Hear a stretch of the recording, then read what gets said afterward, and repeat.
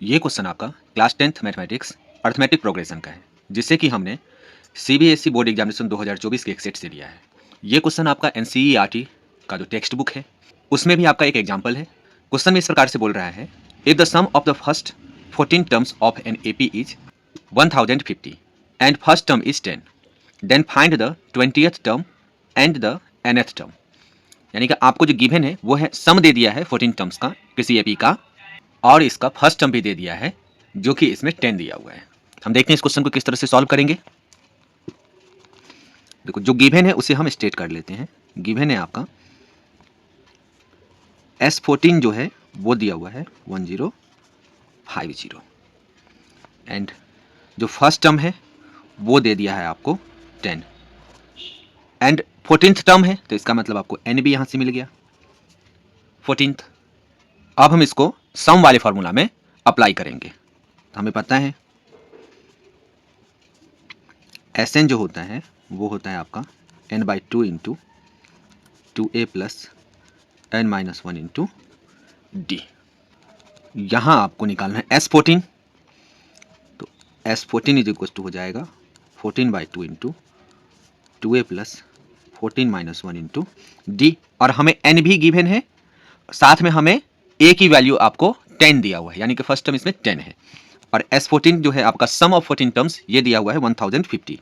तो 1050 is equal to 14 को 2 से कट करेंगे तो 7 इंटू 2 इंटू ए है आपका 10, 14 में से 1 को आप सब्सट्रैक्ट करोगे तो ये हो जाएगा 13 इंटू डी। अब इसको पूरा फाइनली सॉल्व करेंगे हम, तो डी की वैल्यू आ जाएगी। ठीक है, तो यहाँ से हो जाएगा आपका 7 इंटू 10 को 2 से मल्टीप्लाई करेंगे तो 20 प्लस 13 डी। ठीक है, फर्दर इसको मल्टीप्लाई कर ही लेते हैं, तो ये हो जाएगा आपका 140 प्लस 13 7 जा हो गया आपका 91 डी। अब देखो मुझे चाहिए डी, तो हम क्या करेंगे, डी के साथ जो भी वैल्यू है उसको मैं दूसरी तरफ सेंड करूंगा। तो यहाँ हो जाएगा आपका 91 D is equal to 1050 minus 140, that is equal to 1050 में से हम अगर 140 को सब्सट्रैक्ट करते हैं तो मुझे मिलेगा 910, इसलिए डी हो जाएगा आपका 910 upon 91 that is equal to 10। अब हमें फाइंड करना है इसमें 20th टर्म और nth टर्म इसका। ठीक है, therefore A20 is equal to क्या होगा, a प्लस n-1 यानी कि 20-1 इंटू डी।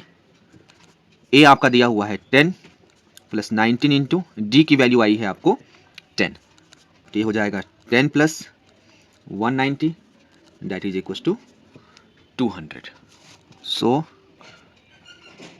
20th टर्म जो है आपका इज 200। नाउ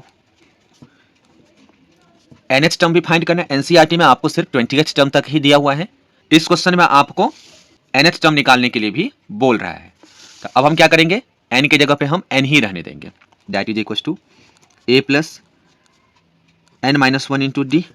ए है मेरा 10 plus n-1 into 10, 10 plus 10n minus 10 that is equal to, अब देखो ये 10n से 10, अब ये 10 से 10 को मैंने कैंसिल कर दिया, तो ये हो जाएगा आपका 10n। तो इसका nth टर्म जो है वो है 10n, 20th टर्म जो है वो है आपका 200, d जो है इसका ये है आपका 10। अगर ये वीडियो आपको पसंद आई है तो इस वीडियो को लाइक करें, चैनल को सब्सक्राइब करें, दूसरे स्टूडेंट के साथ में से शेयर जरूर करें। तो थैंक यू।